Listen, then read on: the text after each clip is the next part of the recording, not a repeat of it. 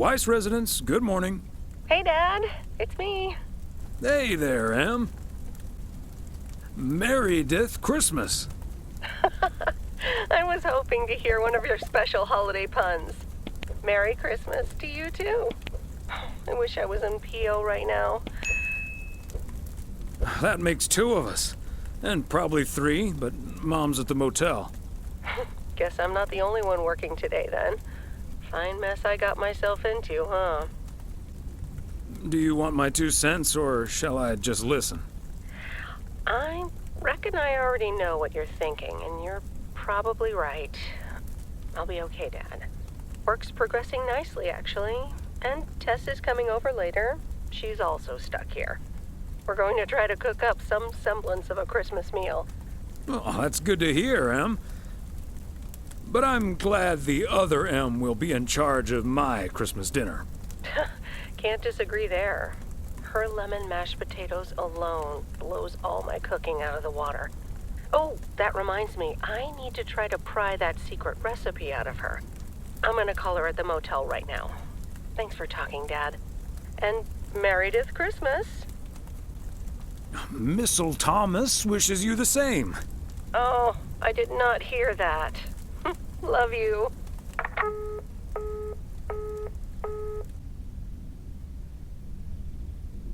Oh, Mildred, you shouldn't have. We already have the most beautiful pair of Christmas sweaters in the world. And now we have 2 sweaters each. You must have put so much work into them. Oh, please, don't mention it, dearie. Knitting sweaters can be quite straining. But knowing how happy they make you always makes up for it.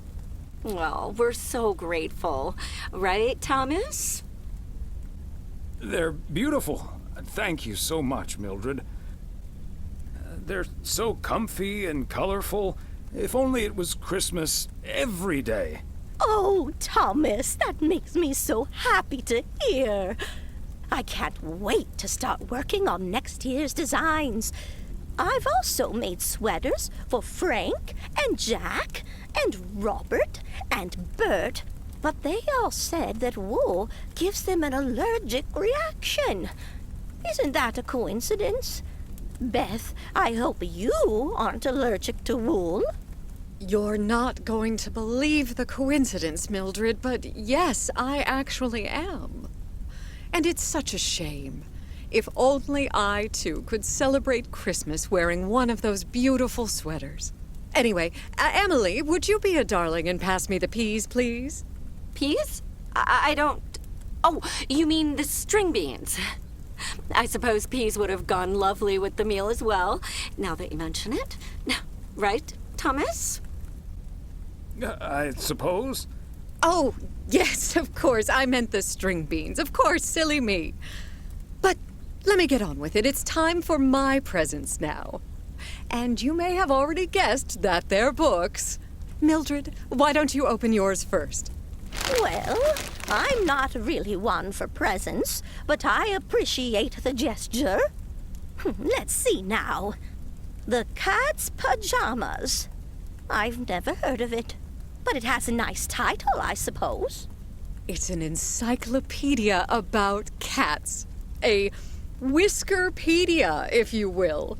Someone drew my attention to it, and I immediately thought of you. Oh, well, isn't that lovely?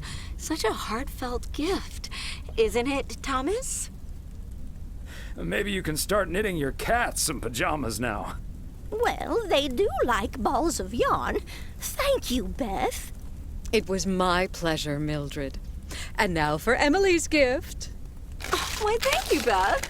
I do always appreciate your taste in books, so I'm looking forward to The Countess and the Carpenter. Would you look at that? Is this a romance novel? I've never really read one of those. Right in one guess, Emily. I hear the writer Summers here, so this book is locally sourced, so to speak.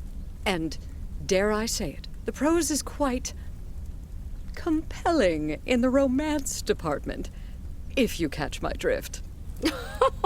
I think I do. Beth, you are something else. Thank you. This will certainly get a nice spot on our bookcase. Ah, good to know the romance department is in our bookcase now, so I'll know where to find it. Well, I'm looking forward to reading it already. Thank you so much, dear Beth. You're welcome, Emily. I'm sure you'll love it. Okay, Thomas, it's your turn now. Let's see. Crazy sports facts, too. Even more crazy sports facts. Whew, boy, I love this stuff. I'm actually reading part 1 at the moment, so I can tuck into this straight after. Thanks, Beth. You're welcome, Thomas. And you're right, there's some fascinating tidbits in part 1 as well. Even if one no longer actively plays sports, it's at least fun to read about it, right? Hey now, kids playing basketball still regret it when they challenge the mailman for a game of horse. Well, there's no shame in admitting that you're not getting any younger, Thomas. In fact, none of us are exactly spring chickens anymore. Things like your arthritis can't magically be wished away by positive thinking. Who's up for some blueberry pie? Speaking of blueberries, my bridge partner, Edna's niece, discovered this mole last week. Hold that thought, Mildred. I really need to take this. Hello?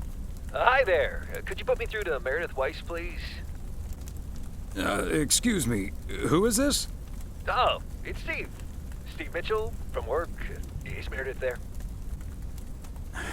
Do you understand that people are celebrating Christmas right now? Wait, what? Christmas? Oh my gosh. I'm sorry to bother you. Is it Christmas already? Gosh, I totally missed that. I've been pulling a couple of all-nighters. I'm gonna splash some water on my face. Sorry again, Mr. Weiss. Enjoy your evening. Bye. Merry Christmas. Everything okay, honey? That silly boss from Meredith's work called for some reason or other. Never mind. Beth, you were saying? I wasn't actually, but I was looking for a way to say this, and now's as good a time as any, I suppose. My dear friends, I am leaving Providence Oaks. What? You're what? What's that, dear? Are you serious? Well, before we move on to the sad part, let me first tell you the good part. Ladies and gentlemen, I am going to be a grandmother. Oh, Beth, that is amazing! Well, I'll be. Whose mother? I mean, congratulations. Yes, my son Daniel and his wife are expecting. Isn't that wonderful? But, and here's the proverbial kicker, you may remember that they moved to Savannah, Georgia a few years ago. So if you put 2 and 2 together... You're moving away to be with them. That's great, Beth. I'm so happy for you. That is marvelous, Beth. Congratulations. I wish you and your family all the happiness in the world. But I'll miss you something terrible. We all will. But we have to toast to the good news. Thomas, go pour us some brandy and I'll get the pie. Oh, Thomas, would you have any antacid? That eggnog is starting to stir up something indiscreet. On it. Now, let's celebrate this wonderful evening, ladies. Here's to a lovely old Christmas spent with good friends. Hear, hear, Hear, hear.